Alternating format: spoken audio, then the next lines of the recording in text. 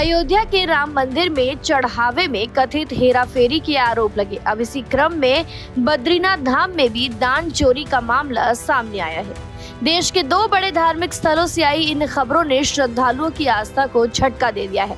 हालांकि दोनों मामलों की जांच जारी है, लेकिन अब तक सामने आई जानकारी के मुताबिक दोनों घटनाओं की प्रकृति अलग अलग बताई जा रही है। सबसे पहले बात करते हैं अयोध्या के राम मंदिर की। प्राण प्रतिष्ठा के बाद से राम मंदिर में श्रद्धालुओं की भारी भीड़ लगातार पहुंच रही है।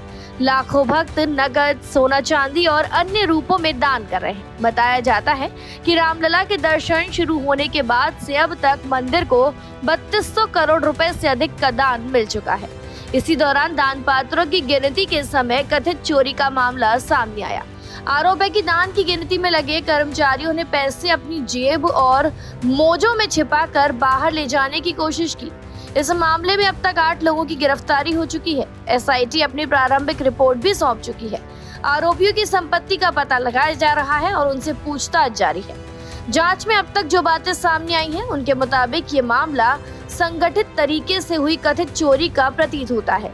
इसमें कई लोगों की संलिप्तता की आशंका जताई जा रही है। साथ ही पूरे सिस्टम पर भी सवाल उठ रहे हैं। आरोप है कि सीसीटीवी की प्रभावी मॉनिटरिंग नहीं हुई, काउंटिंग रूम में काम करने वाले कर्मचारियों की ठीक से जांच नहीं की गई और पूरी प्रक्रिया की गंभीर निगरानी भी नहीं हुई।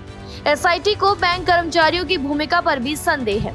अब बात उत्तराखंड के चमोली जिले में स्थित बद्रीनाथ धाम की।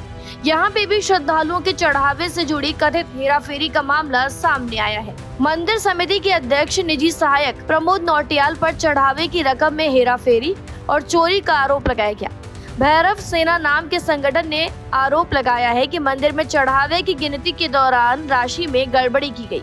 मामला सामने आने के बाद बद्रीनाथ केदारनाथ मंदिर समिति ने प्रमोद नौटियाल को निलंबित कर दिया है। उनके खिलाफ एफआईआर भी दर्ज की गई है।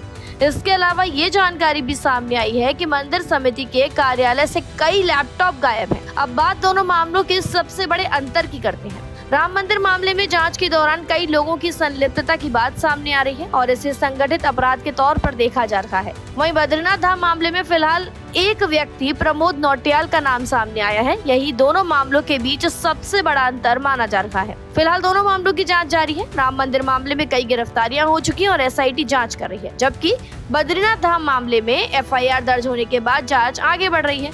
अब सभी की नजर इस बात पर है कि जांच में आगे क्या सामने आता है और दोनों मामलों में आगे क्या कार्रवाई होती है। फिलहाल के लिए जानकारी में इतना ही। खबरों के लिए जरूर सब्सक्राइब करें भारत एक्सप्रेस।